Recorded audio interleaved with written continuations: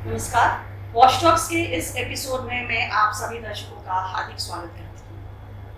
आज के हमारे वॉच टॉक्स के मुख्य अतिथि और वक्ता हैं पद्म भूषण डॉक्टर बिंदेश्वर पाठक जी। बहुत बहुत स्वागत है सर आपका हमारे आज के इस वॉच टॉक्स के एपिसोड में। आपने बुलाया इसके लिए धन्यवाद। ये हमारे लिए अत्यंत गर्व की बात है कि आज हमारे बीच एक ऐसा व्यक्ति मौजूद है जिसे किसी तरह की परिचय की आवश्यकता नहीं है, जो खुद में एक बहुत बड़ा इंस्टीट्यूशन है और जिनका नाम ही उनकी पहचान है। लेकिन फिर भी औपचारिकतावश मैं अपने दर्शकों को इस चर्चा को शुरू करने के पहले ये बताना चाहूंगी कि डॉक्टर पाठक समकालीन भारत के महान मानवतावादी, समाज सुधारक और स्वच्छता क्रांति के जनक हैं। पटना में रहने वाला हर कोई सुलभ शौचालय के नाम से अवश्य परिचित होगा और इसकी स्थापना का श्रेय जाता है डॉक्टर बिंदेश्वर पाठक जी, जिन्होंने पूरे विश्व में, न केवल भारत में बल्कि पूरे विश्व में शौचालय निर्माण के जो सुलभ तकनीक हैं उससे लोगों को अवगत कराया।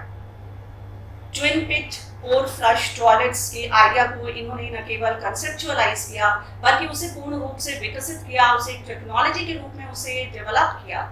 और ये जो टॉयलेट्स हैं ट्विन पिट कोर फ्लश, ये लो कॉस्ट टेक्नोलॉजी पर आधारित हैं, इसलिए ये बहुत कॉस्ट इफेक्टिव हैं, अफोर्डेबल हैं, एनवायरमेंटली एप्रोप्रिएट हैं और इसे पूरे पैन इंडिया स्केल पे ही नहीं बल्कि अंतर्राष्ट्रीय स्तर पर भी लोगों ने अपनाया और इससे लाभान्वित हुए।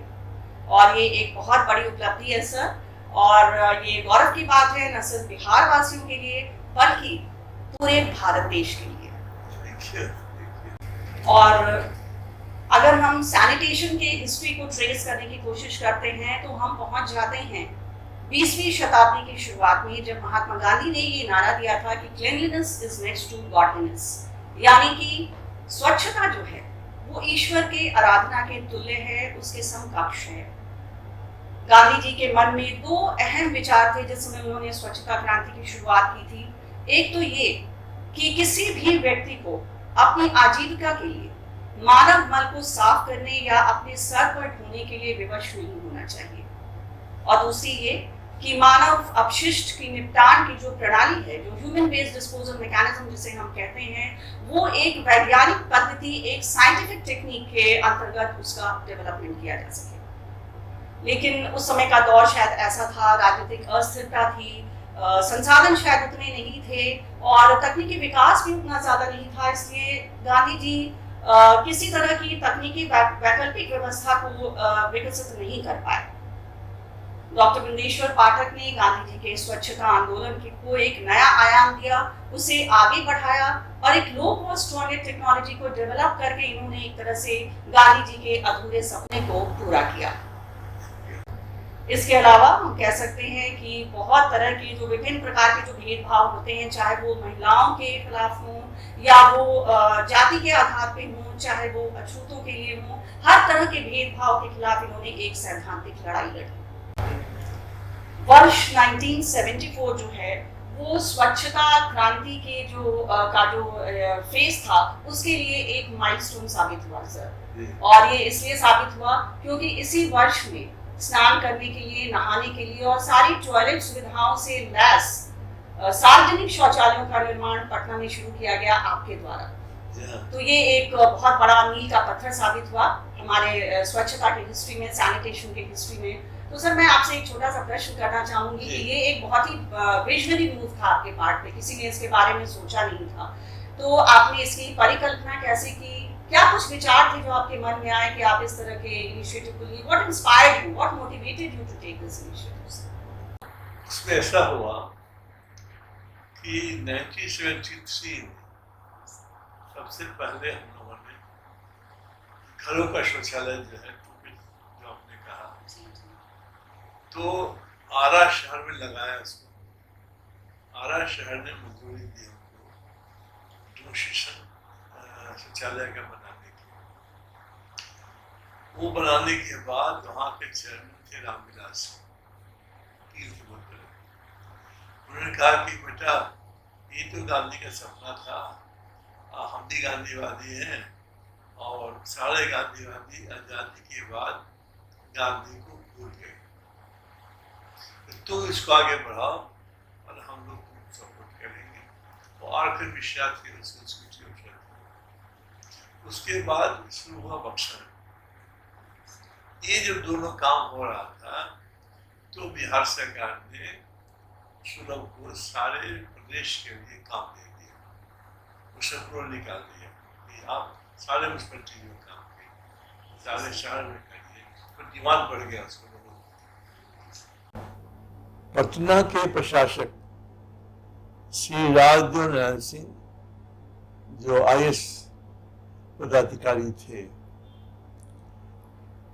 उनके यहाँ मैं घरों में जो सुलभ शौचालय बनाते हैं उसके लिए गया हुआ था।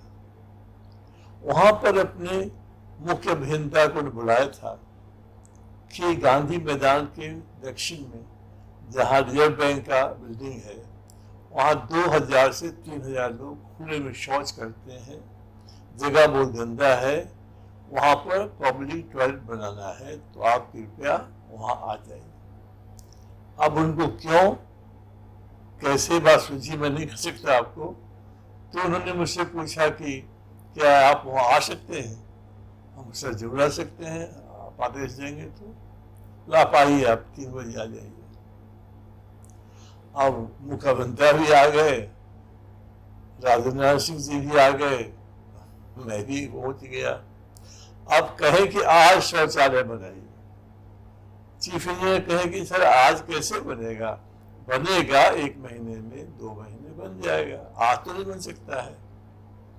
तो अब वो ड्यूटी रिटायर, वो हैरान पसीने पसीने, कभी कहे टीन गाड़ दीजिए, कभी कहे काट गाड़ दीजिए। तो ही टर्न टुवर्ड्स मी, कहा कि आप कुछ कर सकते हैं। मैंने कहा सर कोई काम है, ये तो आज ही हो जाएगा। बस देखिए ऐसा ही आदमी चाहिए था हमको। तो उन्होंने चीफ इंजीनियर के हाथ में लाल कलम से लिखते थे, वो ऑर्डर उन्होंने लिख दिया और कहा कि जाइए कॉर्पोरेशन के ऑफिस में जाके इसको टाइप करवाइए इस ऑर्डर को और 20,000 रुपया लेके आ जाइए और कैशियर को बुलाते आइएगा। तो हम लोग वहाँ घंटा 1.5 घंटा खड़े रहे, तो चाय पिए कुछ और रुपया लेके कैशियर आया और आते बाबू हमको रुपया थमा दिए और बोले कि मैं कल 7 बजे यहाँ आऊंगा देखने के लिए कि शौचालय बना कि नहीं बना। अब तो मैं घबरा गया, बोला आप शौचालय चीफ इंजीनियर मना कर रहा है तो मैं क्या कर लूंगा। फिर भी अब रुपया में ले चुके थे हम, तो हमने क्या किया कि अपने लोगों को बुलाया और कहा कि 30 ट्रक बालू को रिवर्स जाके ले आओ।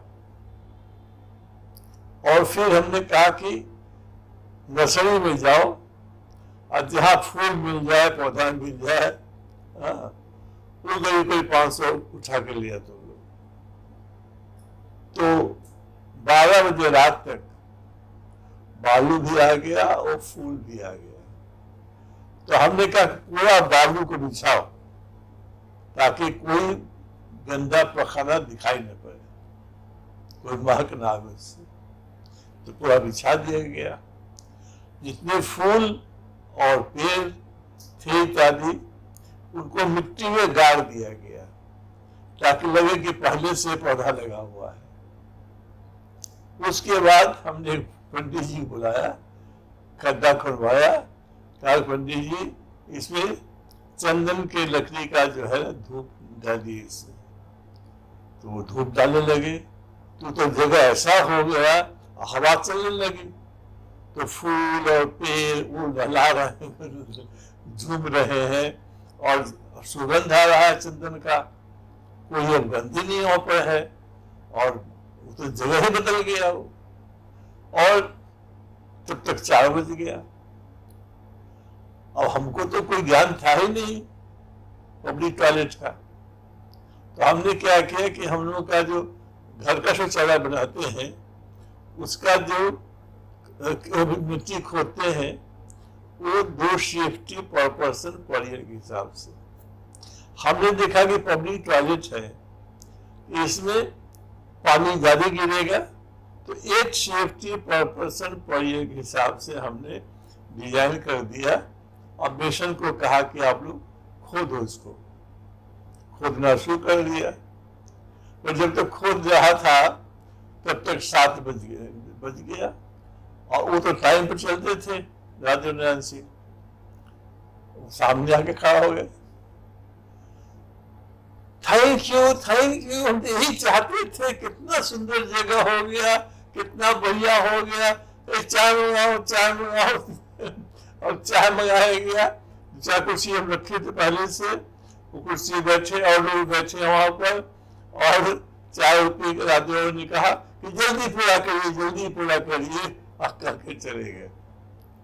वहां शौचालय था ही नहीं, लेकिन वो ऐसा जगह बना दिया हमने कि कोई आदमी आता तो प्रसन्न हो जाता हो।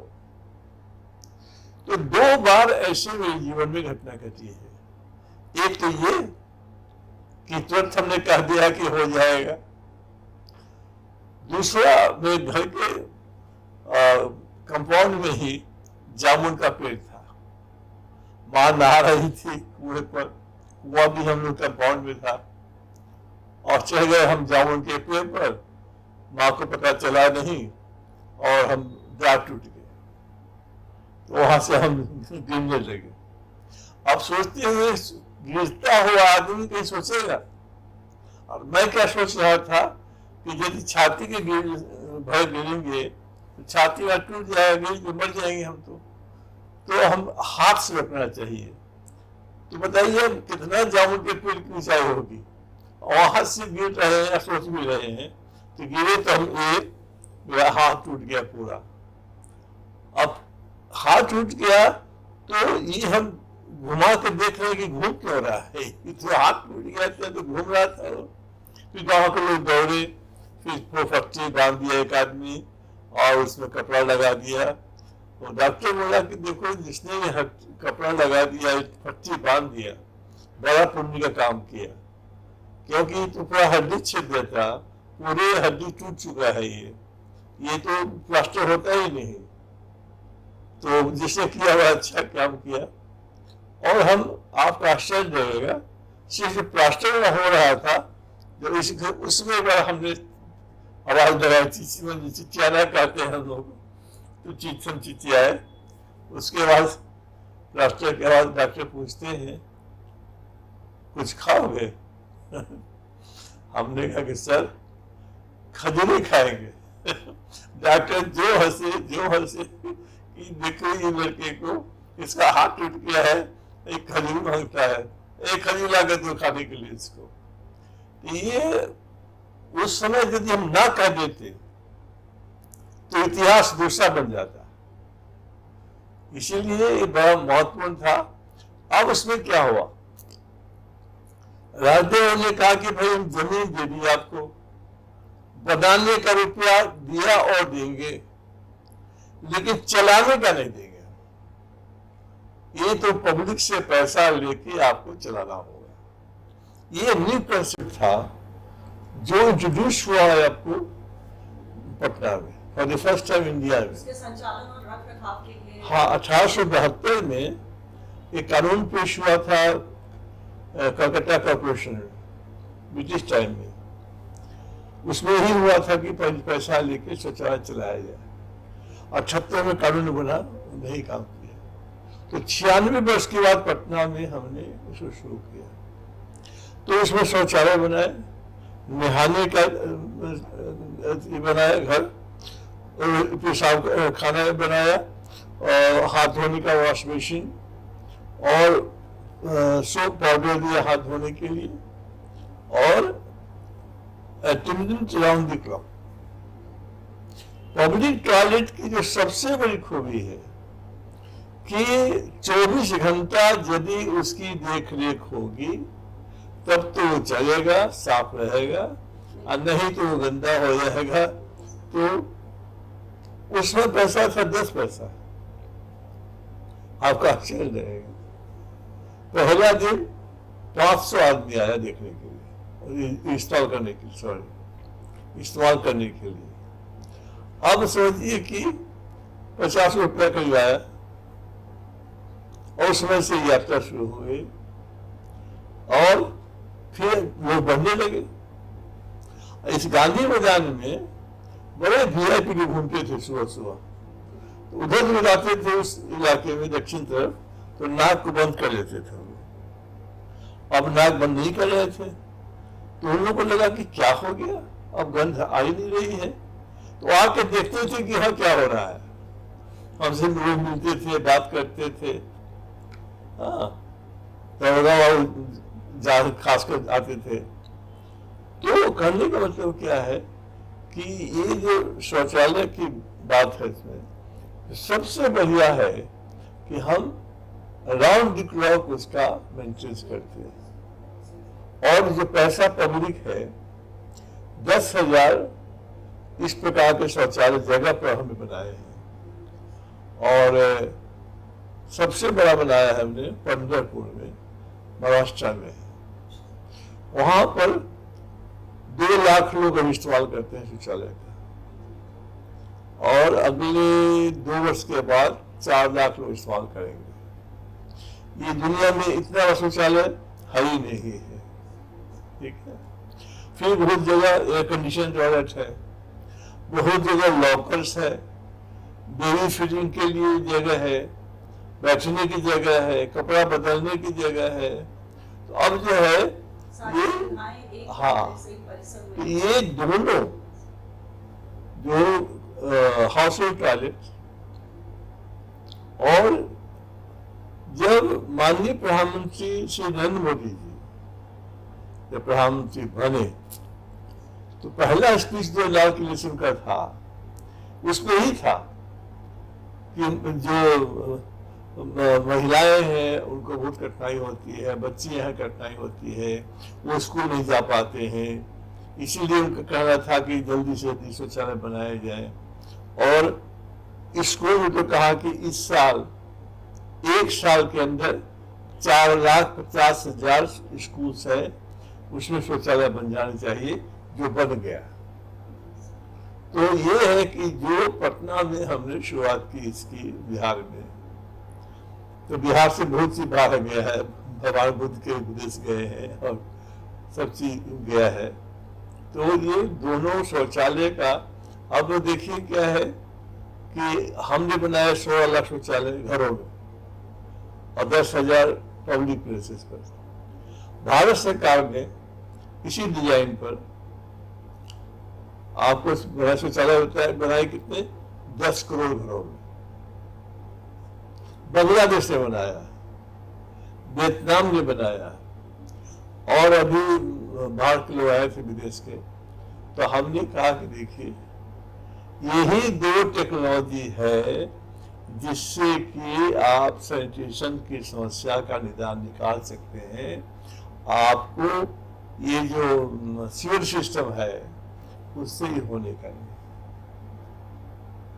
तो पब्लिक टॉयलेट कैसे स्टार्ट हुआ बता दिया आपको। ये तो सर बहुत बड़ी उपलब्धि है ये, या तो इसको समय का तकाजा कहा जाए, उसके रिस्पांस में आपने कहा किया ये कार्य, या आपने अपनी परिकल्पना से किया इस कार्य को, लेकिन इसने पूरे सैनिटेशन मूवमेंट को रिवॉल्यूशनाइज कर दिया। पूरा हमें ज्ञात हो गया आपके पूरा, इसमें तो ऐसी क्रांति हुई कि कोई सोच भी नहीं सकता था, वो क्रांति। अब मैं न्यूयॉर्क टाइम्स में आपके विषय में प्रकाशित एक आर्टिकल पर अपने दर्शकों का ध्यान आकर्षित करना चाहूंगी, जिसका हेडलाइन ये दिया गया था कि untouchables gain the help of a ब्राह्मण। तो ये एक बहुत बड़ी बात है, ये एक सेंटेंस, एक वाक्य में ही बहुत कुछ आपके कृतित्व के बारे में कहा जा चुका है, और ये this one sentence tells a whole big story. तो इससे ये भी हमें पता चल रहा है कि जो पारंपरिक रूप से जो मैला ढोने वाले लोग थे, जिन्हें अछूत का नाम दिया गया था, उनके मानवाधिकारों को स्थापित करने के लिए, उनको सम्मानजनक जीवन देने के लिए, और उनको जो नेशनल मेन स्ट्रीम है उसको उनमें लाने के लिए आपने बहुत सार्थक कदम उठाए हैं सर। तो थोड़ा इस पर प्रकाश डालें कि आपने क्या इनके लिए किया, कैसे इन्हें नेशनल मैला ढोने की प्रथा की शुरुआत उसी समय से है जिस समय से सभ्यता का विकास हुआ था। तो अब उसमें वो चलता गया और बुद्ध काल में भी वो पाया गया, और एक महिला अपने कंधे पर ढोक ले जा रहा था, तो भगवान बुद्ध को देख के छिप गया। तो भगवान ने कुछ आनंद से, आनंद सब लोग मुझे प्रणाम करते हैं, ये कौन व्यक्ति है जो मुझे देख के छिप गया? कहा कि भगवान ये तो अछूत है, ये महिला लिए जा रहा था, इसे देख के आपको छिप गया है। तो भगवान ने बुलवाया है, उसको प्रणाम करवाया है, तब आगे बढ़े। मुसलमान काल जब मुगल पीरियड आया है, उसमें इनकी संख्या बढ़ी है, क्योंकि जब मुसलमान आए थे तो उनकी महिलाएं पर्दानशीन थी, तो बाहर शौच के लिए नहीं जाती थी। तो इन्होंने क्या किया कि 4 ठो बांस लिया, 4 कोने पर गाड़ा उसको, वुडन प्लैंक को बीच में डाला, काट दिया उसको, और महिलाओं को कहा शौच करने के लिए। और जो कैदी बनाए गए थे उनको कहा गया कि आप इसको बाहर फेंको। तो एक हम सिर्फ जानकारी के लिए इतिहास की बात बोल रहे हैं, किसी को इसमें ऑफर होने की जरूरत नहीं है। तो इसमें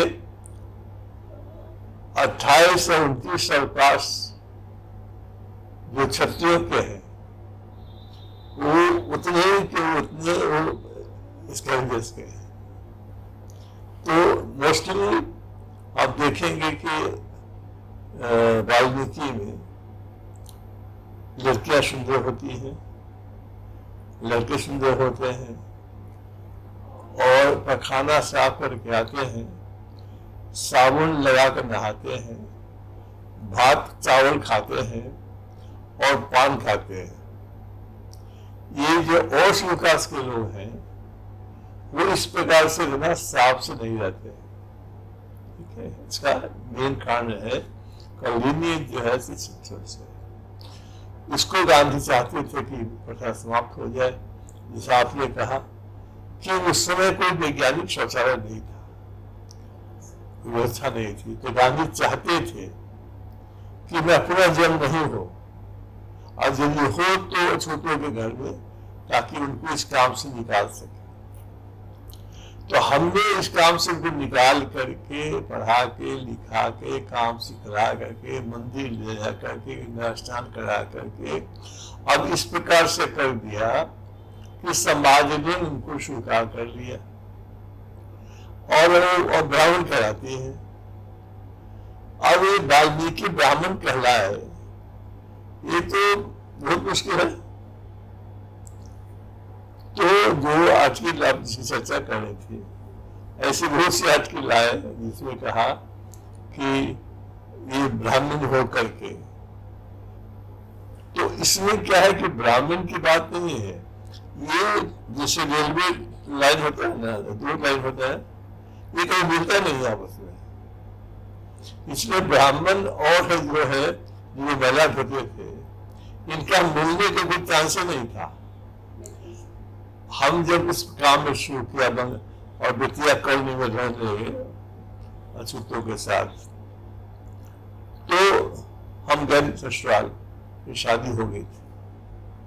मेरे फादर और डॉक्टर थे, धनी थे। हम प्रणाम कर रहे हैं उनको, और देख के जोर चिल्लाए हम पर कि आप क्या काम कर रहे हैं। लोग पूछते हैं दामाद क्या करते हैं, मैं क्या कहूं, दामाद क्या करते हैं। यही चीज राष्ट्रपति जी ने हमारी वाइफ से कहा कि अच्छा किया कि इनसे शादी आपने कर ली, नहीं तो उनकी शादी नहीं होती। जो वर्तमान राष्ट्रपति है उन्होंने कहा इस बात को। मेरी वाइफ बहुत उदाहरण देती है कि देखिए राष्ट्रपति जी ने क्या कहा, आपको शादी नहीं होती आपकी। तो वो जो है ना कि वास्तव में आकाश और धरती मिल जाए, इसको तो आप हो सकता है कर सकती है, लेकिन ब्राह्मण और छूत एक साथ बैठ के खाना खाए, एक साथ मंदिर में जाए, एक साथ पूजा करे, ये तो अनहर्ड है। इसीलिए उसे लिखा कि एक ब्राह्मण के हेल्प से इन लोगों को इस काम से मुक्ति मिले। बहुत बड़ी बात है कि इस तरह के एक वंचित वर्ग को जिन लोगों के पास अपनी आवाज नहीं थी उठाने के लिए, वो सक्षम नहीं थे, उनको आपने राष्ट्रीय मुख्यधारा में लाया, तो ये बहुत बड़ा एपिक स्ट्रगल रहा होगा सर। एक बहुत ही इनोवेटिव कॉन्सेप्ट है जिसको आपने मूर्त रूप दिया है, वो है म्यूजियम ऑफ टॉयलेट्स, जिसके बारे में टाइम्स मैगजीन में भी लिखा गया है कि it is one of the 10 unique museums of India. बहुत तरह के म्यूजियम्स के बारे में हम लोगों ने सुना है, लेकिन ये एक बहुत ही यूनिक कॉन्सेप्ट लगता है। तो क्या है ये टॉयलेट म्यूजियम और इसके पीछे क्या अवधारणा है, क्यों आपने इसको सोचा? असल क्या हुआ कि हम लंदन जब गए थे एक बार, तो बैडम तुषार म्यूजियम देखने गए थे। वहाँ क्या लंबे होते सब, लंबा था, दुबला पतला, और दीवार से सत्य के खड़ा था। उसकी आंखें ब्लिंक नहीं कर रही थी। अब हम ध्यान से देख रहे हैं कि इसकी आंखें ब्लिंक कर रही कि नहीं कर रही। आंखें ब्लिंक नहीं कर रही थी, तो हमने उसको पेट में उंगली कर दी। वो स्टैचू है कि आदमी है, जोर से चिल्लाया, Why do you touch me? Sorry sir, are you human being? Yes, I am human being. तो फिर इससे बातचीत हुई, तो वहीं से हमने सोचा कि मैडम तुषार म्यूजियम तो ऑलरेडी है ही है, ये म्यूजियम बना के क्या होगा। शौचालय पर हम काम करते हैं, तो क्यों नहीं शौचालय का म्यूजियम बनाया जाए। इसमें 2 म्यूजियम है इसका है। एक है म्यूजियम जो पहले की स्टोरी है, कहानी है, इसको इंडोर म्यूजियम कहते हैं, और एक है जो आउटडोर म्यूजियम जिसने हमने आविष्कार किया, वो लगा हुआ है। तो जो आते हैं देख करके अचंभित हो जाते हैं, कितना है, कैसे किया है आपने। उसमें सबसे इम्पोर्टेंट है जानने के लिए ये जो है कि यदि आपको कॉल ऑफ नेचर प्रेस कर रहा हो while in a meeting और ट्रैफिक जाम में, ये है ना कोई ब्लंट ऑब्जेक्ट ऑफ पेन और पेंसिल, उससे इसको एंटी क्लॉकवाइज ऐसे 3-4 मिनट करिएगा तो घंटे 2 घंटे के लिए आपको राहत मिल सकती है। अब वही जो करने वाला आदमी है उसे क्लॉकवाइज मत कर ले। तो ऐसे बहुत सी, और एलिफेंट है, उसको शौचालय में जाने की ट्रेन दी जाती है। रिमूव 14 का जो शौचालय रखा हुआ है, उसमें वो खाना खाता था छिपा करके और शौच करता था, जो ऑडियंस देता था लोगों को। तो इस प्रकार के बहुत सारी चीज वहां पर लगे हुए हैं, कभी आप आइए जरूर देखिए उसको। बहुत बहुत धन्यवाद सर कि आप हमारे इस चर्चा में शामिल हुए और आपने हमारा ज्ञानवर्धन किया, जी आपने अपना बहुमूल्य समय हमें दिया। नहीं। इस चर्चा के दौरान इतनी सारी बातों को जानने के दौरान हमें आपके कृतित्व और आपके बहुआयामी जो व्यक्तित्व है उसके बारे में भी ज्ञात हुआ। सर मैं आपसे निवेदन करूंगी कि चलते चलते आप हमारे दर्शकों को एक बहुमूल्य संदेश दें। दर्शकों को हम बताना चाहेंगे कि शौचालय जो है ये वही महत्वपूर्ण चीज है, और शौच एक बार वेद व्यास जी ने सुखदेव जी को भेजा जनक राजा जनक के यहाँ कुछ ज्ञान लेने के लिए। राजा जनक ने कहा कि सुखदेव जाके ऐसा सामान ले आओ पृथ्वी पर इसका इस्तेमाल ना हो। सब चीजें देखते थे कि इस्तेमाल हो रहा है, एक आदमी शौच कर रहा था, इसका तो इस्तेमाल कोई नहीं है। तो वो जब शौच करके चला गया तो जाके अपना कागज में उसको उठाने लगे, तो भगवान चतुर्भुज प्रकट हुए कि सुखदेव कल रात में खाए थे हमको, तो हम अमृत थे और ऐसे हो गए कि मैं कोई इस्तेमाल नहीं है। फिर हम खाद बनेंगे, खेत में खाद डालोगे, उपज होगी, आप फिर हमको खाओगे अमृत के रूप में, इसलिए मेरा तो बहुत उपयोग है। तो इसको जाके राजा जनक को कहा कि महाराज कोई चीज ऐसा संसार में नहीं है। तो ये है कि शौचालय को यदि घर में आपको है उसको साफ बढ़िया रखिए। स्वच्छवादी कल्पना के लिए अपने शौचालय को इतना साफ रखिए कि आपको उसमें जब भी गए, शौचालय में बहुत आविष्कार हुए हैं। तो कोई आपका बाल बच्चा है, कोई भी है, साधा आदमी है, उसके दिमाग में बात आएगी, कोई नया सी सोच आएगी। तो इसीलिए मेरा तो ये कहना है कि शौचालय घर में बनाइए और उसका इस्तेमाल कीजिए। शौच के लिए बाहर नहीं जाइए, क्योंकि उसमें बीमारियां होती हैं, उससे डायरिया, डिसेंट्री, और एक लाना पहले से बना हुआ है, उसके लय पर हमने एक लाइन बनाया है, गाना बनाया है, उसका 2 लाइन आपको हम गा के सुनाते हैं। बाहर जाने की जिद न करो, बाहर जाने की जिद न करो, घर में सुलभ शौचालय का उपयोग करो, बाहर जाने की जिद न करो, डायरिया, डिसेंट्री से बचो, डॉक्टर की फीस से बचो, घर में सुलभ शौचालय का उपयोग करो, बाहर जाने की जिद न करो।